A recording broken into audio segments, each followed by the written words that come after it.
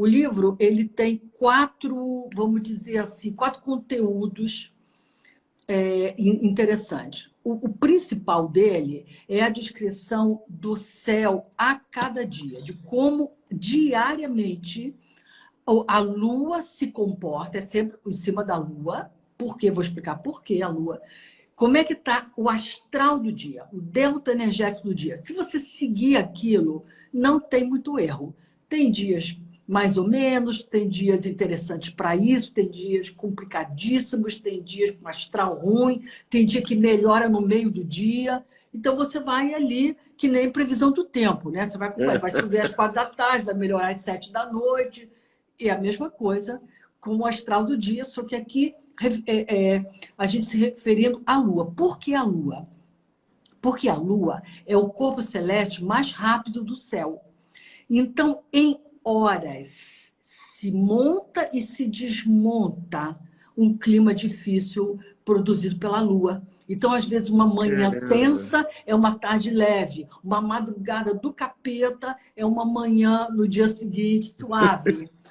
Então, ela é muito mutante nesse sentido. A Lua é uma senhora temperamental, né? Temperamental, tanto que tem as fases, né? A chamada fases da Lua, né? Então, é isso. Então, o primeiro ponto é esse. Você lê lá cada dia 12, dia 15, mês que vem, etc., para você poder se programar e escolher dias melhores para fazer determinadas atividades. Porque quando a gente tem um fluxo energético favorável, cara, as coisas se desembaraçam com muito mais facilidade. Só para dar um exemplo assim, tem dias que a gente fala assim, cara, o que aconteceu hoje, né? Nossa, que furou, a fulana não veio, o cliente cancelou, o trânsito não anda. No dia seguinte, já não é mais nada disso. Não é? Uma diferença de um dia, 2 dias, esse astral muda. Então, isso é o efeito Lua, que interfere no sono, interfere no comércio, interfere nos bares cheios, bares vazios. Isso tem a ver com a Lua. As marés humanas, os comportamentos humanos em maré. Isso é um ponto. O segundo ponto tem a previsão para os signos, para aquele ano. Como é que está Áries em 2022, Touro em 2028, etc. O terceiro, que eu acho muito interessante, é como é que está o céu. Aí já não se refere mais à Lua. Como é que estão os ciclos, os grandes ciclos planetários estão se armando para o mundo. A gente teve um ano do capeta. Esse ano, 2021, foi um ano que, cara, 2020... Claro, Nossa. 2021 nada melhorou, pelo contrário. Não sei o que foi pior, né? Se foi 20 não ou sei, 21. Você sabe que eu acho que 2021 ainda foi pior. Pior, porque pegou as pessoas já cansadas. Porque no outro, né? a gente pegou a partir de março, então a gente teve janeiro, fevereiro e meio de março leve, e depois a gente teve o elemento surpresa. Esse ano a gente falou, tudo vai melhorar e não melhorou. Não, mas foi um nós, astrólogos, sabíamos, né, que não era exatamente um ano melhor, um ano pesadíssimo. Então, o livro descreve esse céu de 2022, no caso, 2022, assim, é mundial, é como está para todos nós. E tem o quarto conteúdo interessantíssimo, é o céu do Brasil. Como é que está para nós, especificamente, aí em cima do mapa do Brasil, mapa natal do Brasil. Então, tem especificidades de ciclos referentes ao Brasil. Então, tem conteúdo para todos os gostos. Para todos os gostos. É claro que você não vai contar todos os conteúdos, porque o conteúdo do dia individual, do dia que você nasceu, ou do dia que você vai casar, ou do dia que você começou a namorar, você vai comemorar o seu casamento. Cada um tem o dia X, né? O dia da questão. Agora, tem uma coisa que eu não posso, que eu vou perguntar logo de cara, porque eu estou curiosíssima, que é o que será o amanhã? O que será do Brasil? Pois é. Olha esse Zil, aí o que a gente faz, Márcia Mar? Pois é, vamos lá. Primeiro, antes de falar do Brasil, é assim, o ano que vem, 2022, comparado, assim, se a gente vem nesse tranco, né? 2020, pesadíssimo, claro, ali que estourou a bomba. 2021, esses atropelos, elementos surpresa, essa instabilidade. Eu vou já explicar um pouquinho astrologicamente isso. Em relação a esse 2022, é mais brando, sem sombra de dúvida. Então, agora eu vou explicar tecnicamente, bem rapidinho, sem ficar falando astrologuês, mas eu acho que para não pensarem que eu estou dando uma opinião pessoal sobre o ano. Não é. É tecnicamente mesmo. É o seguinte, tem um índice cíclico que ele é uma técnica astrológica que foi desenvolvido por um astrólogo francês chamado André Barbeau. Ele fez um determinado gráfico onde ele estuda os grandes ciclos planetários e vai vendo as curvas que eles formam ao longo de do ano. 2020, pelo gráfico dele, ele mostrou a curva mais acentuada para baixo do século. Como se fosse um funil, assim, descendo no seu ponto mais baixo possível, 2020. Tá? Ou seja, horrível. Que ele chama, inclusive, ele fez uma previsão que poderia ter sido uma guerra, ele escreveu isso em 1970 e poucos, quando ele fez essa previsão. Então, podia ser uma guerra, podia ser uma crise econômica, podia ser uma pandemia, como ele mesmo mencionou. Enfim, a partir de 2022, em 2022, forma-se um platô dessa curva lá para baixo, e aí o índice sobe de 2022, 2023 até 2030, a maior curva ascendente do século. Então, a gente vai subir a ladeira de volta. A gente vai cumprir um caminho de ascensão. Ou seja, a quantidade de ciclos planetários positivos que se formam de 2022 até 2030 forma essa curva a mais íngreme para cima, né? O verso para cima do século.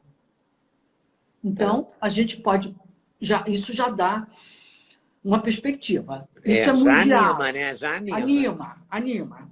Fora disso, o ano que vem, em 2022, esse ciclo, que foi o vilão de 2021, que começou no início desse ano, que é a quadratura de Saturno-Urano, que é, entre outras coisas, né? Ele quer dizer instabilidade, incertezas. Você pensa que agora a coisa vai estabilizar e, de novo, desmonta o esquema.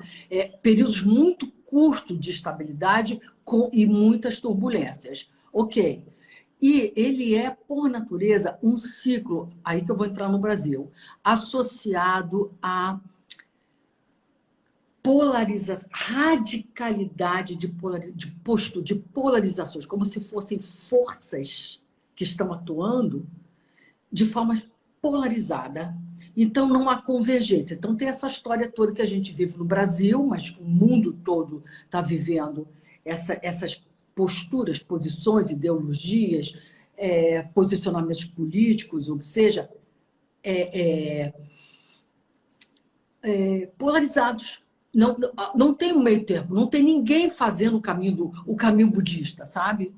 O caminho budista, que é o chamado caminho do meio. Eu acho que, tirando Dalai Lama, eu acho que não sobrou ninguém fazendo esse caminho. Eu confesso que eu tento diariamente fazer esse caminho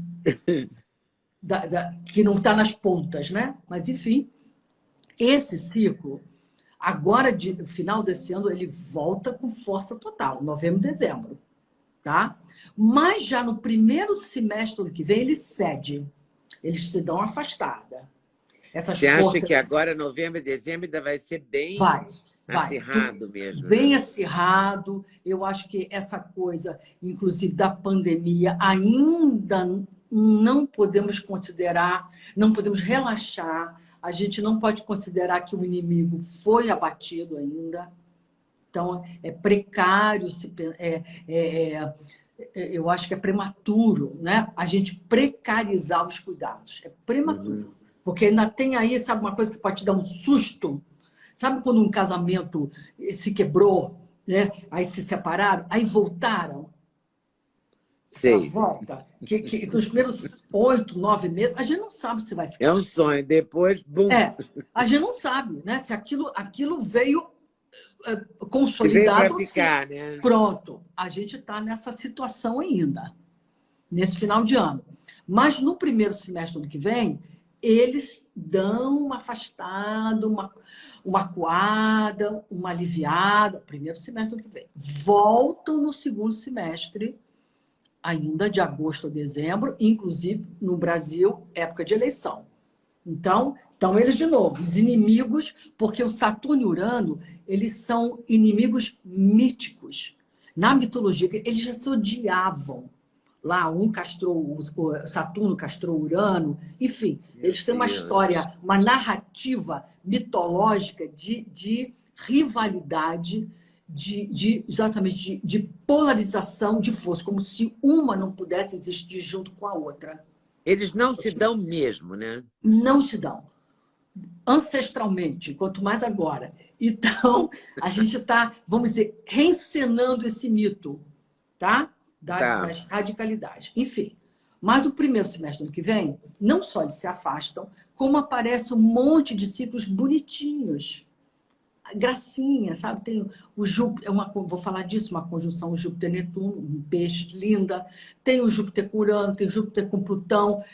Tem vamos dizer, um reaquecimento da economia. Estamos falando, de novo, em termos mundiais, em termos globais ainda. Então, começa a ter mais gente ajudando no céu do que complicando. Atrapalhando.